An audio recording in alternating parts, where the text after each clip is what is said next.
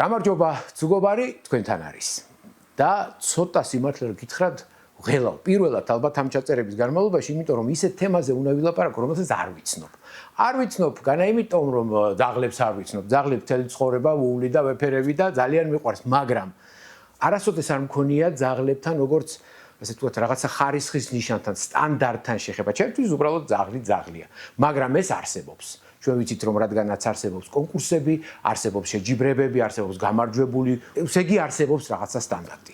ამის გასარკვევად იუზა ბერაძესთან მოვედი კინოლოგიურ ფედერაციაში.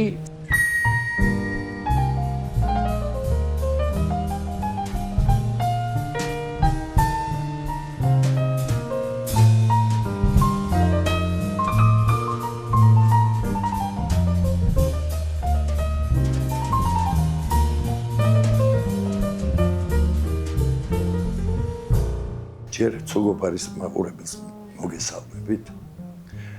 დიდი მადლობა და შევეცდები რომ გაგცეთ პასუხი. კარგი. მოდი ახლა დავიწყოთ სუბუქი შეკითხვით. როდიდან დაიწყო საერთოდ ადამიანმა ძაღლების ასე ვთქვათ რანჟირება და რაღაცა სტანდარტის დანახვა და მიცემა და საქმე იმაშია რომ ეხლა ზუსტი თარიღი მე არ შემიძლია. ხო, დაახლოებით. მე მოდით ვინაიდან და რადგანაც საქართველოს კინოლოგიური ფედერაცია არის საერთაშორისო სრულუფლებიანი წევრი და მის წევრებია 97 ქვეყანა.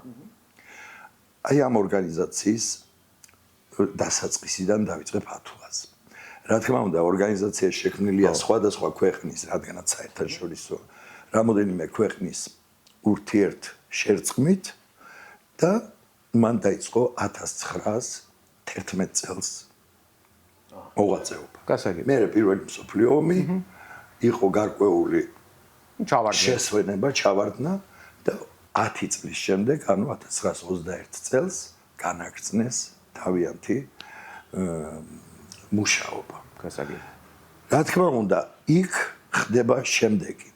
საერთოდ ამ ორგანიზაციის და ნებისმიერი კინოლოგიური ჯიშიანი ძაღლების სამომშენებლო ორგანიზაციის დაწესებულების და ასე შემდეგ.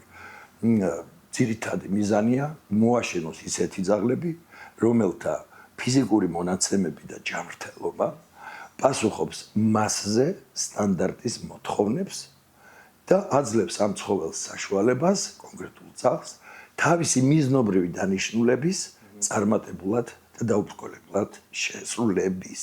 უმთავრესი სახელმძღვანელო არის სტანდარტი. სტანდარტს ქმნის ქვეყანა, სადაც შეიქმნა ჯიში. აი ეს უკვე ძალიან საინტერესოა. ეხლა აქ არის სხვადასხვა მეთოდი და ისტორია ჯიშების ჩამოყალიბების.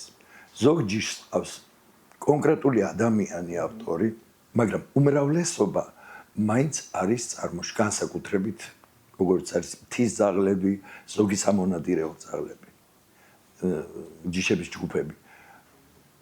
ეს არის ხალხური გადარჩევის გზით, ხალხური სელექციის გზით მიღებული ჯიშები. არსებობს თუ არა რამე სტანდარტი, რომელიც საერთოა და სავალდებულოა ყველა ჯიშის ძაღლისთვის დაწყებული ემხელა ჩიხუახუადან დამთავრებული ნაგაზით არა. რაღაცა, რაც უნდა კონდეს ყველა ძაღლს, რომელიც ან გამოფენაზე გადის, ან თქვათ რომ ეს არის ჯიშის სტანდარტული წარმომადგენელი. არა, ესეთი სტანდარტი არ არსებობს. ასეთ სტანდარტად შეგვიძლია ვაღიაროთ საერთაშორისო რეგულაციები ძაღლების ჯანდაცვისა და კეთილდღეობის შესახებ. კი ბატონო, აი თუნდაც ეს იყოს. ხო. მაგალითად ტემპერამენტი. არ არის საერთო ტემპერამენტი, ხო? არ არსებობს ესეთი.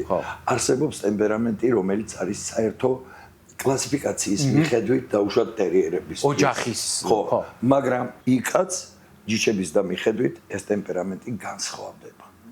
ტემპერამენტი ძირითადად ძაღლების განპირობებულია იმით თუ რა მიზნით არის კონკრეტული ჯიში გამოყვანილი. ზოგჯერ მესმის ეს კითხვები, ეს გამოყვანილი ჯიშია, ყველა ჯიში გამოყვანილია. ჯიში თუ ქვია ცხოველს, ის არის გამოყვანილი. გამოყვანილი არ არის თლად შესაბამისი სიტყვა, მაგრამ არც გინება არ არის. კიდევ გამომდინარე არა. გასაგებია, ჩვენ გვხვდებით, რომ რაღაცა ფუნქციური დანიშნულების შესასრულებლად კონკრეტულმა ჯიშმა უნდა დააკმაყოფილოს რაღაც მოთხოვნები, ხო? ამისთვის ის კინოლოგები თაობების განმავლობაში მუშაობენ და მიყავთ რაღაცა კონდიციონები. მე როგორც ვხვდები, ასეა, ხო? რა ეტაპებს გადის აიგივე ის სელექციონერი, ის ვინც რას უნდა მიაღწიოს, აი რას უნდა რომ მიაღწიოს იმ საქმერაში ძაღლების არსებობას ადამიანის ცხოველში ფუნქციონალური დატვირთვა აქვს. დღესდღეობით ხა იფიქრებენ რომ აი დეკორატიული ძაღლები რა ფუნქციონალური დატვირთვა ძალიან დიდი შესაძლოა იმაზე დიდი ვიდრე ვინმეს წარმოუდგენია. ისინი არიან ჩვენი კომპანიონები. ოჯახის წევრები და ასე შემდეგ. მაინც უნდა პასუხობდეს კონკრეტული ჯიშის მიზნობრივ დანიშნულებას. აი ეს არის მთავარი.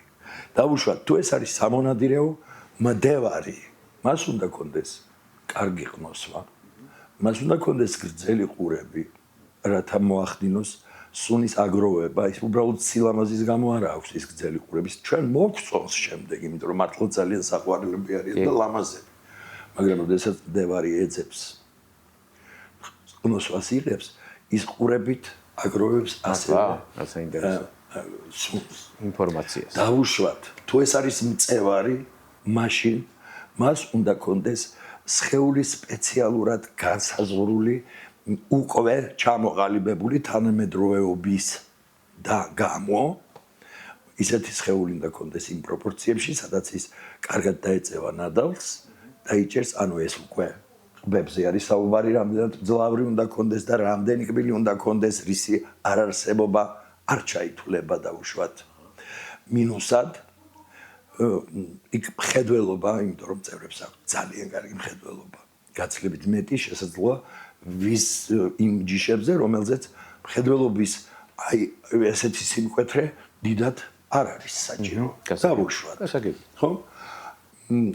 მისი ფილტვების მოცულობა. ანუ აქედან გამომდინარე გუნკერდის ყაფაზის მოცულობა, სადაც უნდა ჩაეტიოს ეს ფილტვები. მისი ხერხემლის დახრილობა, ან ხერხემლის ფორმა, რომელიც მის ბიძგს უკანა კიდურებით, როდესაც იწყება და გარბის და არანელებს ამ სირბილს, რაც მას ამბარისებურად უწყობს ხელს.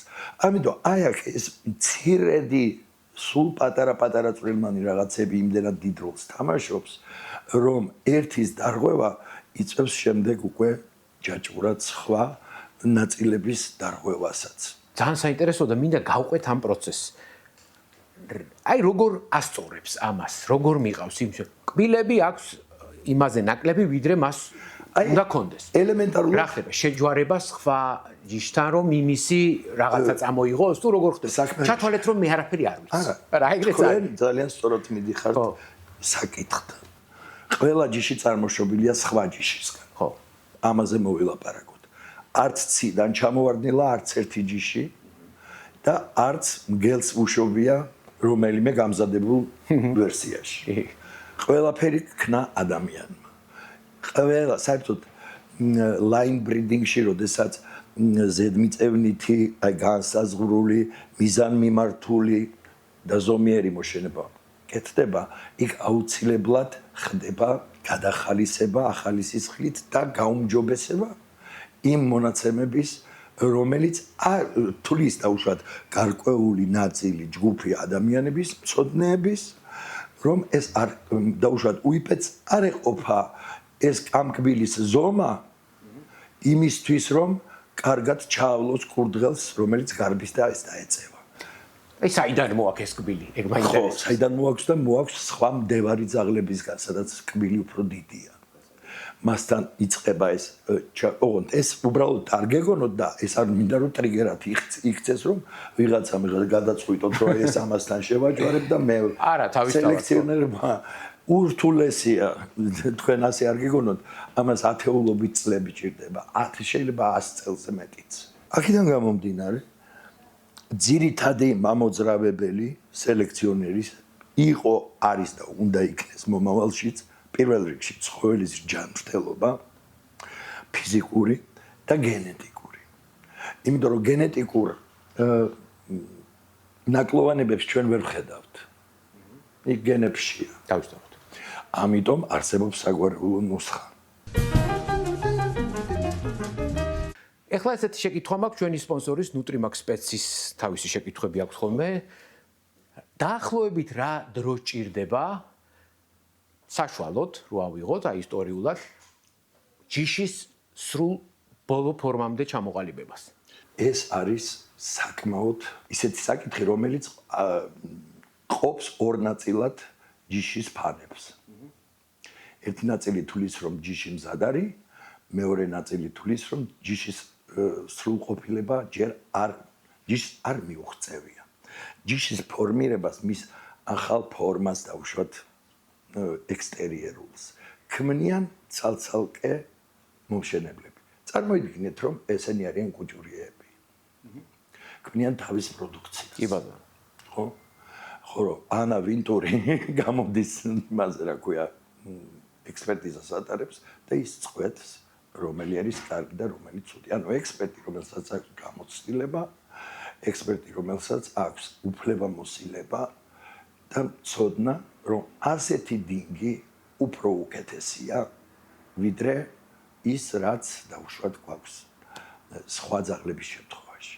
როდესაც ხედავთ რომ არ არის ისეთი ექსტერიერი დამაკმაყოფილებელი, რომელიც იქნა შემოთავაზებული ახალი მომშენებლების მიერ. სხვადასხვა ამ მომშენებლებსაც სპეციალური ლეგიტიმაცია ეძლევა.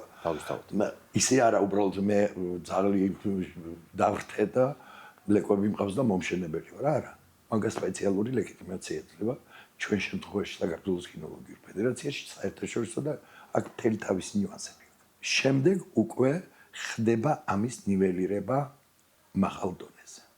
მაგალითად, ძალიან ბევრ ჯიში სტანდარტთან აცდენა მიდის. რატომ იცით? იმიტომ რომ მოდაში შემოვიდა დაუშვათ ბევრ ტერიერზე, განსაკუთრებით იორკშირებზე დინგის დამოკლება. იმდენად დაამოკლა გენეტიკურად ხალხმა, რომ უკვე იერი დაკარგა და ხალხმა დაიწყო გადაეჩვია იორკშირის ნამდვილი სახეს. ხო რომ იორკშირული ტერიერი არის მონადირე პირველ რიგში, მერე უკვე კომპანიონი და მას უნდა კონდეს საკმაოდ ისეთი დინგი. აი ეს რამდენ ხანში მოხდა ეს დამოკლება? აი მე გეტყვით ახლა. ბოლო 20 წლის განმავლობაში. თქვენ არ გეგონოთ რომ ეს რომ არის ერთი დღის საქმე. ანუ როდესაც სუფთა სისხლის line breeding-ი მიდის და ხდება რაღაცა ნიშან-თვისების შეცვლა, ამას რა თქმა უნდა ჭირდება დიდი დრო. ხდება თუ არა დღეს ახალ ჯიშებზე მუშაობა, თუ ძირითადად მიდის ამ უკვე არსებულების გაუმჯობესება? არსებობს ძალიან დიდი ჯგუფი პეკინესების. ოღონდ პეკინესები არ არიან. აგიხსნით თუ რა შეასაქმე საქართველოში. კონკრეტულად თბილისში ძალიან პოპულარულები იყვნენ პეკინესები. მე ვიყავი ჯერ კიდევ სკოლაში. იმის მერე საბჭოთა კავშირიც დაინგრა. ძალიან ბევრი რამ შეიცვალა. 97 წელს საქართველო გაწევრიანდა FC-ში. მაგრამ ის პეკინესები რაც იყო, ანუ იმათი შთამომავლობა ზოგჯერ რაღაც მიქსები ვიღაცა პატარა ძაღლთან, აი ჩემი ძაღლის მშობლები, მსოფლიო ჩემპიონები და რაღაცა ხო იცით ახლა ბევრს ძალიან ერთმანეთის ჭირა სისულელეებს. და ჩამოყალიბდა პოპულაცია. აი, როგორი პოპულაცია იცით? ერთგვაროვანი ძაღლების და ვერ ხვდებით თუ რა ვუყოთ ამ ძაღლებს. როგორც პეკინესი, ესა შეიძლება დარეგისტრირდეს. ეხლა შემოდის კანონი, რომელიც ერთ წელიწადში დაიწყებს თავის მოქმედებას.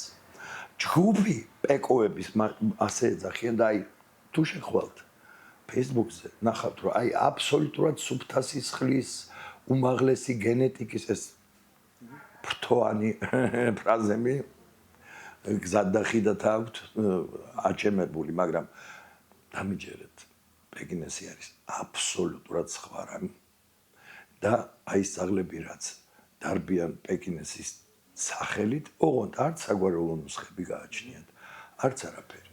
ეხლა იმ ხალხმა რა დააშალა? არა, არც არაფერი არ დაუშვა. ძალიან ბევრი წლის განმავლობაში ისინი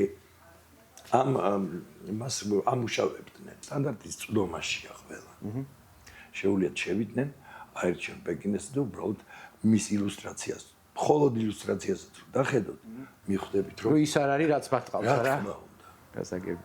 მაგრამ მე უკვე იწყება საუბარი და თავის მართლება რომ ეს ძველი სტანდარტი, ის ახალი სტანდარტი, პეკინესის სტანდარტი არ შეცვლილა დღიდან დასაბამად. ახლა რამდენიმე ჯიშზე ვილაპარაკოთ, მოდი მოკლედ რა თუ შეიძლება. პირველი დავიწყოთ ამ ქართულ მთისძალზე, იგივე ქართულ ნაგაზზე რომ ვლაპარაკობთ, რა ეტაპზე ახლა მე მინდა რომ ამაზე ცალკე გადაცემა გავაკეთო, ამიტომ მინდა რომ მოკლედ ვილაპარაკოთ, ახლა უბრალოდ ამის გარეშე წასვლა არ მინდა აქედან და რა ხდება, რა ეტაპზეა მისი ასე ვთქვათ სტანდარტში ჩასასმელად, რა ეტაპებია საჭირო. უკვე ისეთი როგორიც არის შესაძლებელია რომ ჩაჯდეს სტანდარტში, თუ მას კიდევ ჭირდება რაღაცა რომ ყველა ქართული ნაგაზი და მათი რაოდენობა ჩვენს მონაცემთა ბაზაში უკვე არის 13000-ზე მეტი. ეს ნიშნავს, რომ ორჯერ მეტი კიდევ უფრო არის დაურეგისტრირებელი.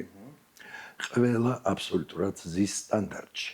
სტანდარტი არ არის დაუშვათ იდეალი, ეტალონი არ არსებობს. გასაგები.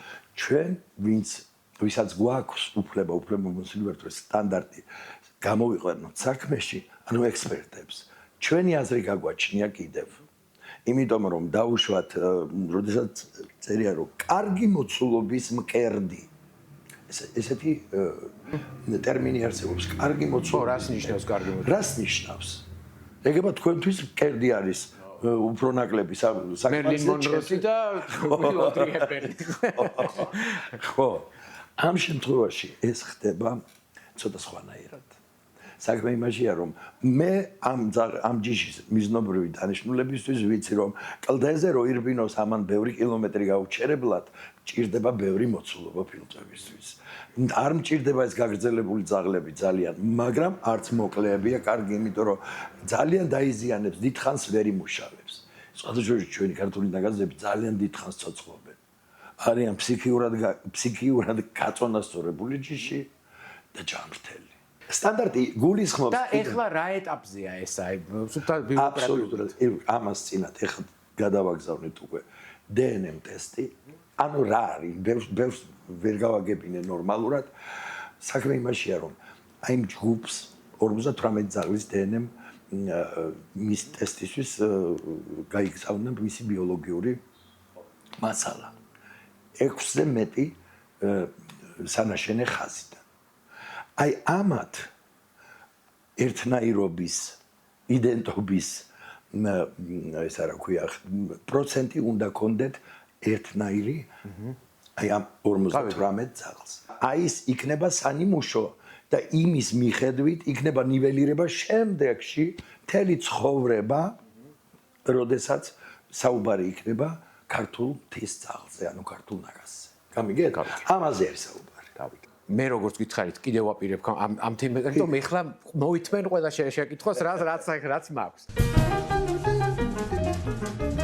ეხლა გავაგზავნოთ იმ ჯიშებზე რომლებზეც ჩემს სტუმრებთან სხვადასხვა გადაცემებში ვილაპარაკე მაგალითად არის ხოლმე სულ განშის საგანის პიტბულის სტანდარტი რომ ზოგი ამბობს რომ პიტბულ სტანდარტი არ აქვს ხო გეუბნები მე ვერ გვევი ამ საკითხში ზოგი ამბობს რომ აქვს მაგრამ სხვადასხვა ორგანიზაციებიდან სხვადასხვა სტანდარტებია. რა ხდება ამ პიტბულზე გავაგებინეთ ბოლოს? საქმე იმაშია, რომ ნებისმიერი ორგანიზაციები, მათ შორის FC-ი. ვინაიდან რადგანაც FC-ი ასე მოხდა, რომ სოფლიოში ყველაზე დიდი კინოლოგიური სისტემა მას თავისი 97 წევრის გარდა კიდევ ამერიკის კინოკლუბი, კანადის კინოკლუბი, ინგლისის სამეფო კლუბი, ავსტრალიის კინოკლუბი, всё, ეგ არის. მოთანამშრომლები არიან მათ განაგებენ საერთოდ მიიღონ თუ არ მიიღონ ჯიში თავის რიგებში პიტბულ ტერიერი არ აქვთ მათ აღიარებული როგორც ვის ჯიში FC-ის რამე თუ პიტბულ ტერიერის წარმოშობის ქვეყანა არის ამერიკა და სწორად გეუბნებიან იქ სხვადასხვა ორგანიზაციებს აქვთ სხვადასხვა სტანდარტი კონკრეტულად მეც კი ვერ შევძლებ თქმას არის თუ არა კონკრეტული ძაღლი პიტბული. მაინტერესებს ხომ იყოს დნმ, აი გავტესტო ეს ძაღლი. ავიღო, მოვაგროვო ბიოლოგიური მასალა, არ ვიცი, ნერწყვი იქნება თუ სისხლი გადავაგზავნო და მივიღო პასუხი თუ რამდენი პროცენტია ამ ძაღლში ის ჯიშები მონათესავე და კონკრეტულად ეს მისი განსხვავებული ჯაჭვის ნაწილი. გამიგეთ?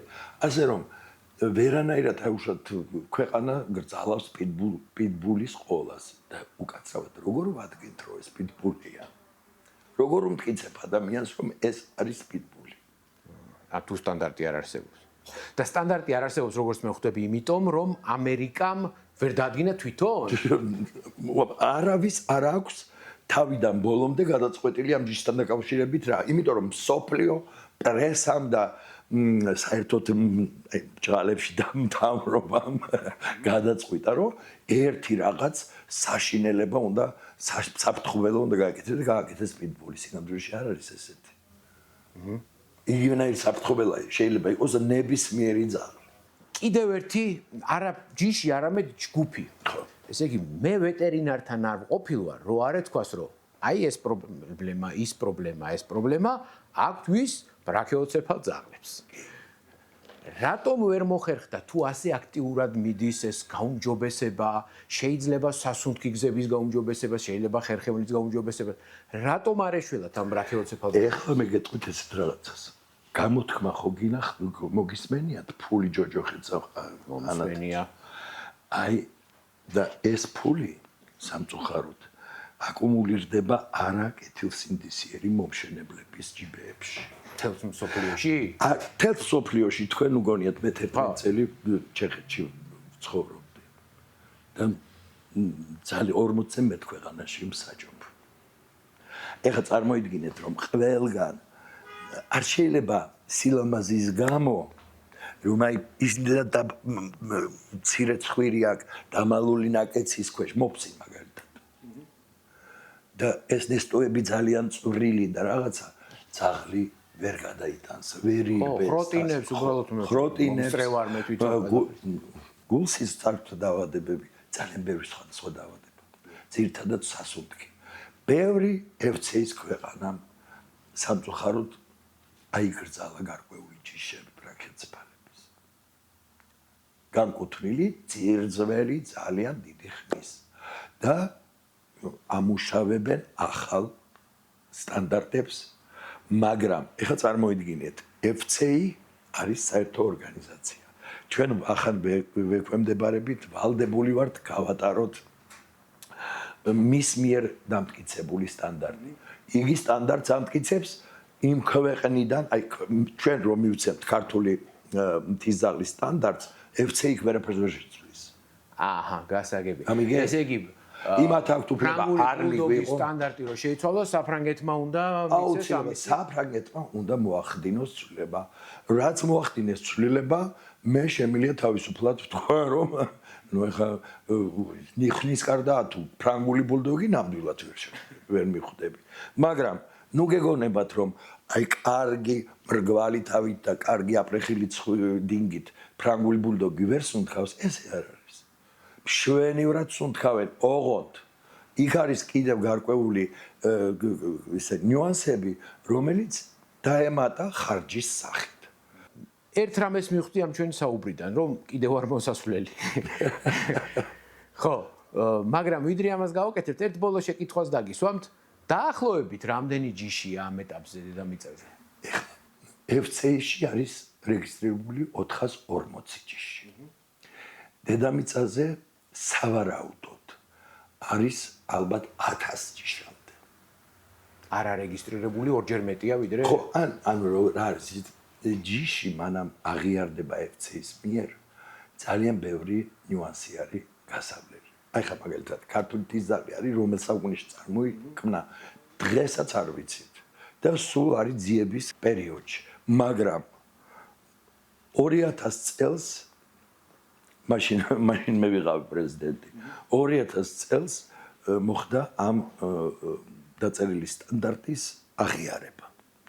იმის მერე გავიდა 25 ეს მოთხოვნა არის FC-ის. სტანდარტის აღიარებიდან უნდა გავიდეს 25 წელი. გავიდა. ხედავთ, სადაა ყოფილი. და შემდეგ უკვე ახალი სტანდარტი არსებობს. აი ეს სტანდარტი არის ძველი. ანუ პირველი სტანდარტი კი არ არის. ეს არის დეკემბრამდე, 25 წლის დეკემბრამდე და ეხლა იქნება ახალი შესწორებებით და ასე შემდეგ. იქ აი დაუშვათ, ჩვენ რო წარუდგენთ სტანდარტს, იქ რა თქმა უნდა დაიცვლის სტანდარტი. ხო. შენ უნდა დავუმტკიცო, რომ ძაღლი, ჯიში, არაფერს არ ითმენს არანაირ ტკივილს, მის კეთილდღეობას ხარვეზიანი არ არის. ხარვეზიანი არ არის და ამიტომაც დასაბუთებული, ანუ და ეს როგორ ხდება? ეროვნული კლუბი ამ ჯიშის გადასცემს თავის ინიციატივას ფედერაციას და ფედერაცია უკეთებს ორგანიზებას მთელ ყველაფერს. ფედერაციას ყავს თავის სპეციალისტები და ასე შემდეგ და ეს მერე მიდის FC-ში, FC აფიციალებს მთელ მსოფლიოში. მოკლედ მადლობას გიხდით. პირველ რიგში ბატონი იუზა ბერაძეს ვუხდი მადლობას ასეთ საინტერესო საუბრისთვის. მადლობას გიხდით, რომ გვიყურეთ. მადლობა Nutrimax Pets სპონსორობისთვის. მოგიწოდებთ არხის გაზიარებისთვის, მოწონებისთვის, კომენტარების დაწერას როგორ მნიშვნელობას ვანიჭებთ, იცით, იმიტომ რომ ამის შემდეგ ახალი გადაცემები მზადდება შესაბამისად და მომავალ შეხვედრამდე გემშვიდობებით, აბა. კარგად. თუ ძაღლს მშრალ საკვებს ხშირად უცვლით, აი სამი რამ რაც უნდა იცოდეთ. პირველი, იმისთვის რომ საკვების შეცვლა სტრესული არ იყოს ორგანიზმისთვის, ახალი საკვები ეტაპობრივად შეურიეთ ძველს. დაახლოებით 1 კვირის შემდეგ, თუ ზოგ გემრიელად მიირთმევს საკვებს, შეგიძლიათ სრულად ახალ რაციონზე გადასვლა. მეორე, დააკვირდით, როგორ ითვისებს ახალ საკვებს ძაღლის ორგანიზმი, როგორია მონელება, ხომ არ უჭირს მარცვლის დაღეჭვა და ასე შემდეგ. მესამე, ყურადღება მიაქციეთ დღიურ ნორმას. საკვები კალორიაში დატანილია ტომრის შეფუთვაზე. თუ ტომრი ტიტულობთ, აუცილებლად გადაამოწმეთ შეფუთვაზე მითითებული დოზირება ძაღლის წონის მიხედვით.